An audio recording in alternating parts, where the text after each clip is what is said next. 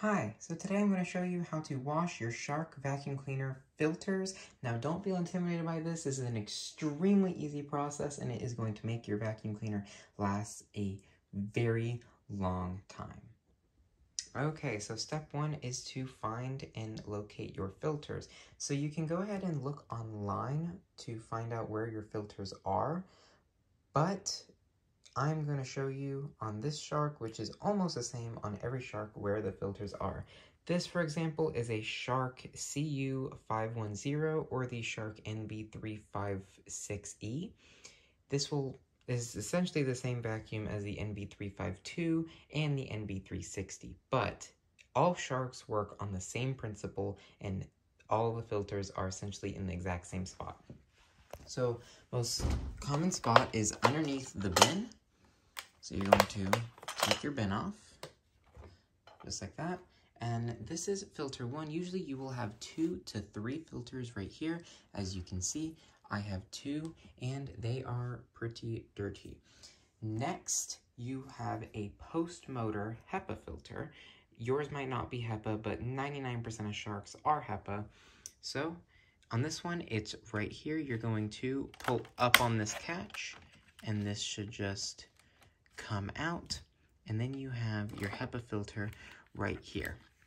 Now I just want to mention something, that these pre-motor filters, they're called pre-motor filters because they are before the motor. The motor is right in there, so these pre-motor filters are going to be the most dirty and these are washable. This post-motor filter usually is not going to be all that dirty because it doesn't capture that much dust because this filter captures the majority of it. This filter is not really washable. You can if it's really bad, but at that point it is best to just replace them. They're not that expensive and it is a good idea to replace it. If you've had yours maybe 2 years, I would say after 1 to 2 years, depending on usage, you should go ahead and replace this. And in the meantime, you can just tap them out.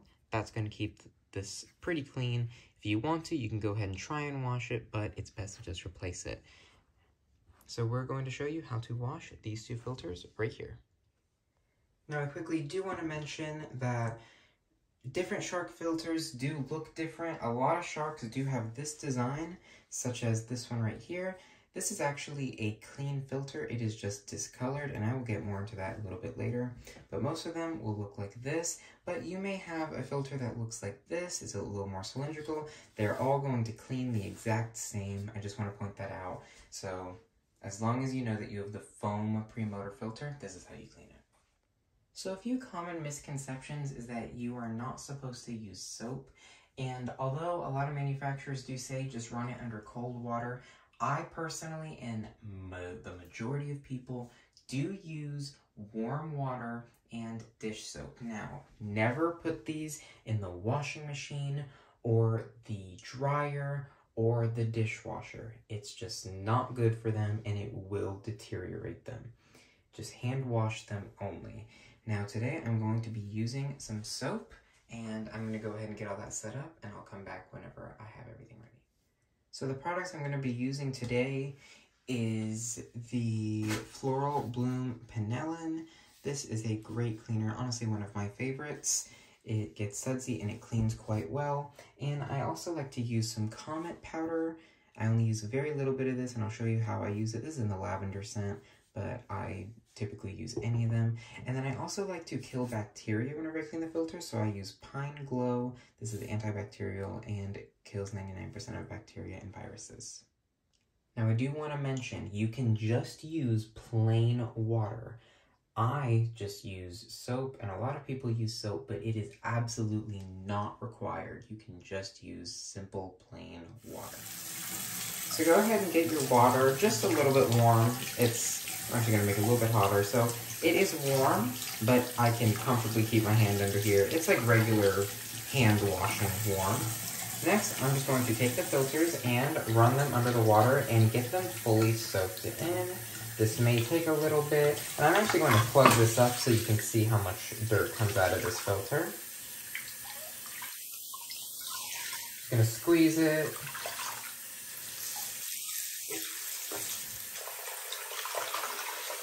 This is very simple to do. Just quickly run it under the water. And then you're going to keep doing this until the water runs clear. Until you see no more dirt coming out of the filter. Now you are going to have a ring around here. You kind of, if you have one of these flat filters, you kind of can't avoid it. It's just how it is.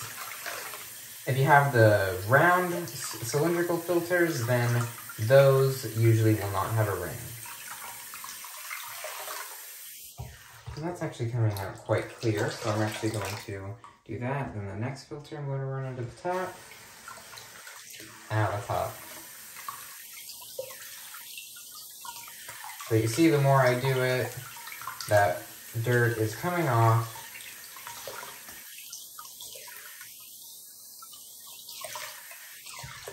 So in just the first rinse, you can see that the water is pretty dirty. I'm going to go ahead and drain this, fill this up with water, and I'm going to go ahead and put my soap, and I'm going to show you how I clean these. So while it's filling up, I'm going to put my Pine Glo so that it's going to kill the bacteria. I'm going to put about that much. And just mix it around with my hand. I don't like to get it too sudsy because then it just makes it difficult to clean the filters. Then I'm going to take just a little bit of Comet and sprinkle it in here. Again, I don't put much. See, just along the top, and I do that. Next, I'm going to take my Pinellan and just put a little bit in there. Mix it up. Now I'm going to go ahead and drop the filters in with the water running just for a little, just so that they can rinse under there for a second. Then I turn the water off and I will squeeze these filters in here until they come up clean. I'm going to spend a little bit of time on this to get this as clean as I can, and I will come back whenever it is done. If it is really bad, you can do something to what I did here. Just douse it in soap and the Comet powder and really rub it in, which is what I'm going to do to try and get that ring out, but it is not necessary. It's more for just cosmetics. Alright, so I've been washing these for about a minute. Didn't take too long. Just want to get them decently clean, and there is no more dirt coming out of this. So I'm going to let this drain, and I'm going to rinse these off until there is no more soap coming out of the filters. As you can see, there is still a ring there, but that just won't come out. It's stained, and I'll get onto staining in just a moment. So you're just going to go ahead and rinse these out, get as much soap out of them as you can.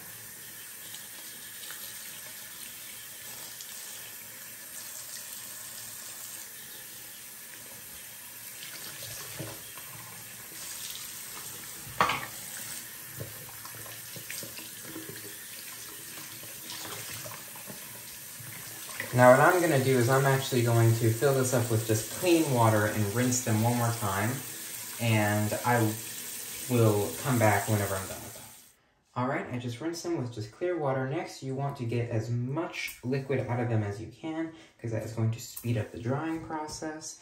So just take them and squeeze them, get as much liquid out of them as you can, and then you're going to leave these out to dry. You can put them in a windowsill, you can put them just on your counter, just let them dry for a minimum of 24 hours. Now, I live in a pretty humid area, so it takes me a lot longer than 24 hours. Personally, it takes me 2 to 3 days, but just feel them until they are completely dry, and then give it a little more time for reassurance, and then you can put them back. Never ever use a hair dryer or direct hot heat, because it will damage the filters, and it's just not going to dry them. It's just not going to be good, and you're going to have to replace these. Speaking of replacing, these are not very expensive to replace if they are just beyond repair. If that is something that you are interested in, to just replace them, you can get genuine ones or generic ones. They both work. Genuine is better, but generic will also work. And they are not that expensive. So just wanted to point that out. So I'm going to go ahead and let these dry. And while they are drying, let's go ahead and focus our attention to the rest of the vacuum, just to make sure that it is up to tip-top performance whenever you get back to cleaning. Also, I was going to mention staining. So this is a clean filter and this is a clean filter. I know they don't look the same. It's just this is older and stained. This is about 1.5 years old, and this is just that's about a month old. and this has not been used very much, and this has been used a lot. So although this is clean, it's just stained. So they're gonna work the same, but if yours comes out looking like this, but the water's coming out clear, just know that it's clean. It's just permanently stained, and there's nothing you can do about it. Don't try and bleach it. It's just not gonna work. It's going to be awful. But if it is something you are really concerned about, you can go ahead and replace it, but it is not necessary. So while you have the filters drying, take this opportunity and just take 2 minutes just to give the rest of your vacuum a decent cleaning. So I'm going to go ahead and walk you through just some of the few things that you should be doing on a regular basis. So the first step is emptying out your bin. So just put it in your garbage can or garbage bag or wherever you dump your garbage and empty it. A good idea is to clean the seal, as it's likely never been cleaned, and I'll show you how to do that in one moment. Next thing is open up the top of your bin, and you should clean out the shroud. I have just some erasers and stuff in here stuck. You can tip that out. But this metal shroud is the lifeline of your vacuum. As you can see, we had stuff stuck on there. That's going to limit suction and airflow. So if this is all blocked up, that's not going to clean. So if the holes are blocked up and you can't actually get it, you can take a Scotch-Brite pad and go around there, and you should be able to clean it all up. Now, if your bin smells really bad, you can give it a wipe down with just some all-purpose cleaner and a towel. Like this. Always spray the towel and not the actual product. And you can just give this just a quick wipe down in here. I'm going to just clean off that cyclone portion and up here where the seal is, because the seal is important.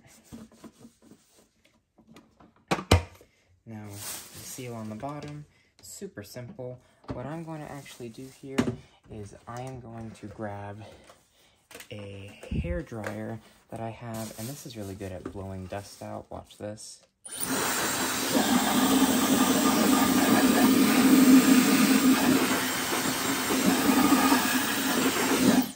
Just like that. I don't know if you saw that, but a bunch of dust was blown out of this.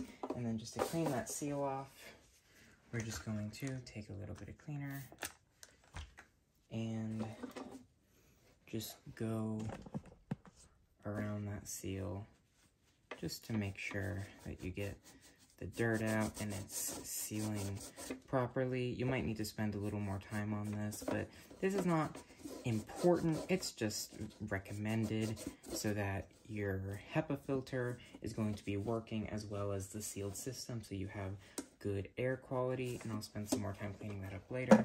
But that's pretty much all you need to do. If you want to, you can give the rest of it a wipe out, but you really don't need to. The next thing is the vacuum itself. Now, I'm going to actually take this off of the bottom. It is important to keep your motor healthy. Now, while you have all the filters out, it is a good idea to maybe give the motor a little clean. If you want to, you can turn the vacuum on while it has no filters or anything in it, and that will blow it out. Or you can take a hairdryer like this.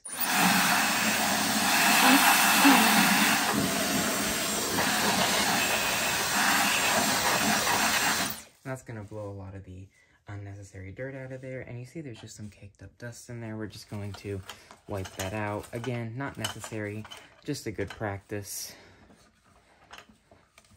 And this seal up here should be cleaned, because this is where the bin meets the vacuum, so you don't want any dirt leaking out of that.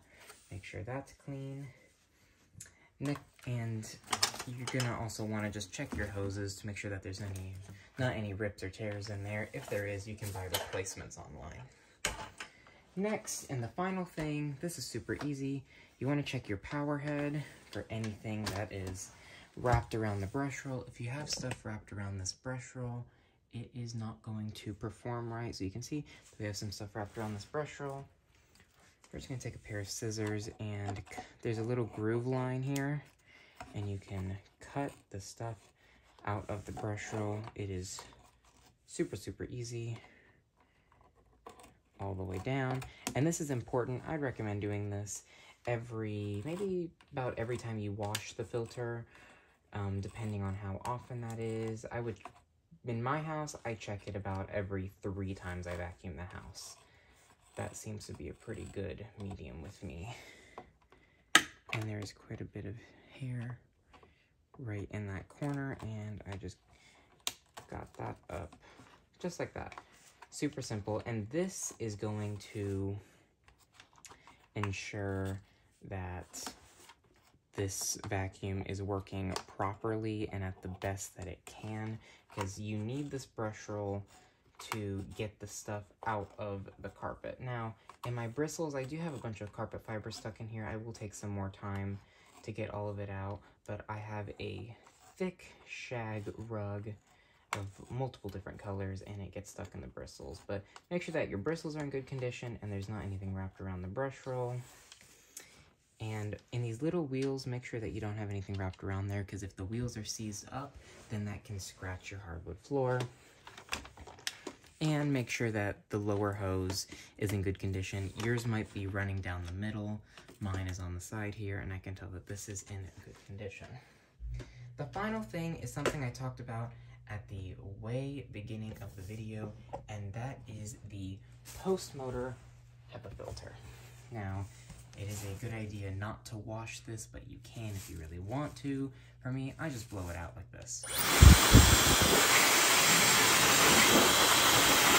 And I don't know if you could see, but there was almost no dirt in this because this is very clean. And there we go. It is just that simple to clean it out. Now I'm going to show you how to put the entire vacuum back together. First step is to connect the main motor unit back onto the power head until it clicks. Then you're going to put in your HEPA filter. Just press it in like so. Make sure to get it even on both sides. Then take your grill and push it on until it clicks, and it's securely in place. Next, grab your washed pre-motor filters. These are not the ones I actually washed. It's just an extra spare set, which is also an option. If you want to, you can buy an extra set, so while the other filters are drying, you can still use your vacuum, although they do only take a couple days to dry, so it is not necessary. But put your 100% dry filters back into the vacuum. Then just put on your bin. Make sure it's all turned on and secured in place, and there you go. You have a 100% fully working Shark vacuum cleaner back up to its original cleaning capability, just like you bought it brand new. If you have any questions, I'd be really happy to answer them down in the comments below. I usually get back to you within a matter of hours, if not sooner. And please let me know, what kind of Shark vacuum do you have? If you don't have a Shark vacuum, do you like them? Do you not like them? Let me know your opinion, and I really hope that this video helped you out. So, thank you guys for watching, and I'll see you guys next time. Bye!